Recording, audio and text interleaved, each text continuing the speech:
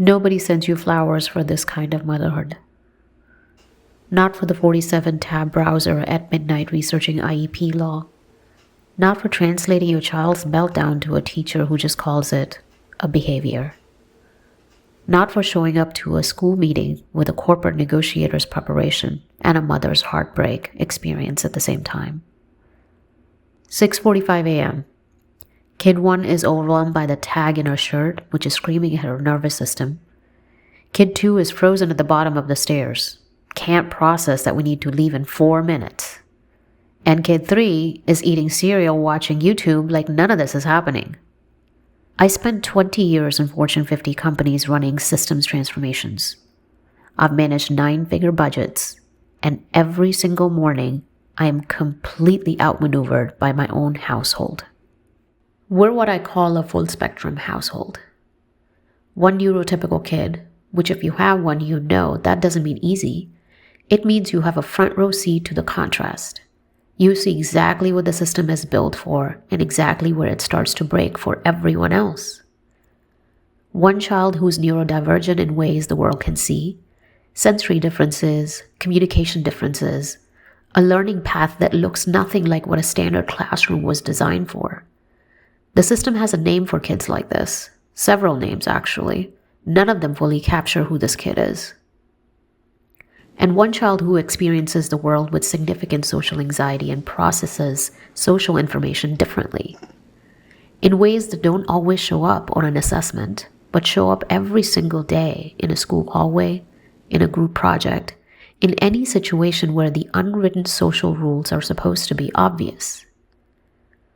What that means practically, I am constantly translating between 3 neurological realities, and between each one of those realities in a school system, a healthcare system, and a corporate world that was mostly designed for one of them. Here's what nobody puts in the parenting books. The cost of raising neurodivergent kids isn't primarily financial, although that part is real. Therapy copays, evaluations, IEP attorneys, that's real. But the cost I'm talking about is different. It's a mental load of being a full-time interpreter, not between languages, between neurological realities. It's explaining to a school that your child's behavior in the hallway is not defiance. It's a nervous system that has hit its limit after 6 hours of sensory input. It's explaining to a well-meaning family member why the birthday party was too much. It's explaining over and over that different is not broken. And here's the part that doesn't get talked about enough. The people doing this explaining, mostly moms statistically, are also holding full-time careers, navigating their own burnout, and trying to show up for all of their kids, including the neurotypical one, who's watching everything and quietly figuring out what normal is supposed to look like. That child is watching too. You love your child fiercely, and you grieve the world's refusal to make space for them. Both things are true. You are allowed to hold both. The cost is invisible until it isn't. And most of the systems we interact with, schools, hospitals, workplaces, were not built to see it. That's what this channel is for. I want to tell you something that took me years to see clearly. The IEP process, the individualized education program that determines how public schools support a child with disabilities, is a negotiation. A formal, legally binding negotiation governed by federal law. And most parents walk into it like it's a team meeting. Let me tell you something.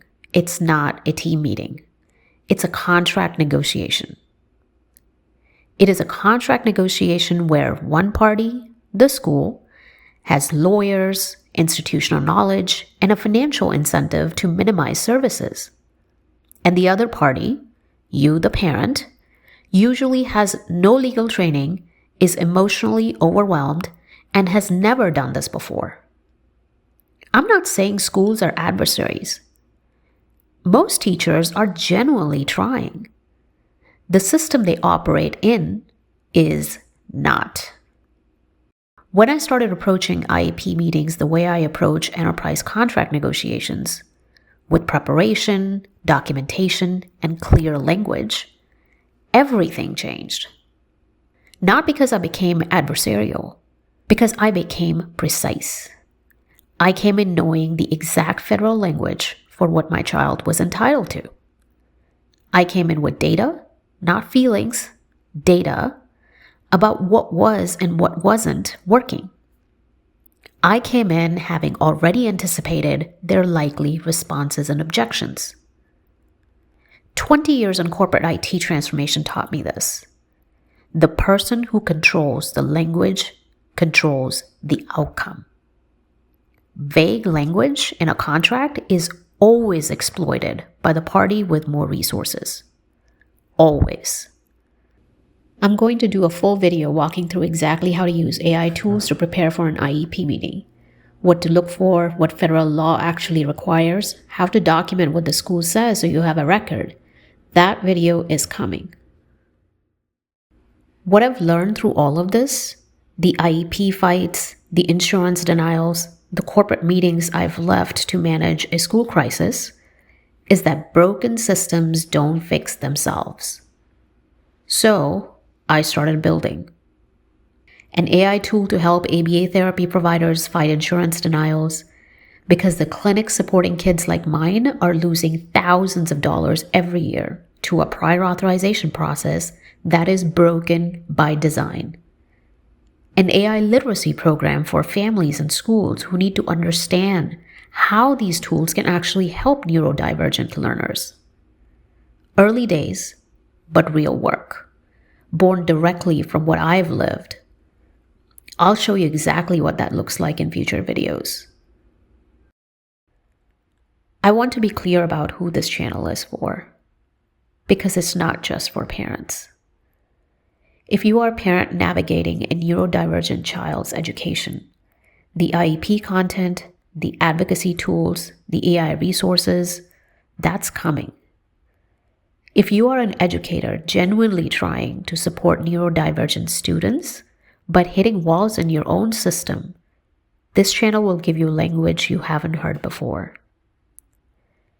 If you are an HR leader who has watched talented employees struggle in ways you couldn't name, the neurodiversity workplace content is for you. What I've seen in corporate America and what I have learned raising my kids are the same patterns, same nervous systems, different environments. And if you are the person in your family, in your workplace, who has always felt like you process the world differently, who gets called sensitive or intense or too much or even quirky, when really you just need the world to slow down and make sense, this channel is for you too. I'm building this channel the same way I'm building everything else right now. One real thing at a time, in the space between everything else life requires. The IEP breakdowns, the AI tools for autism families, the corporate neurodiversity analysis. This content doesn't exist anywhere else in this form. I've looked. It's not there. So I'm making it. For me, for you, for us.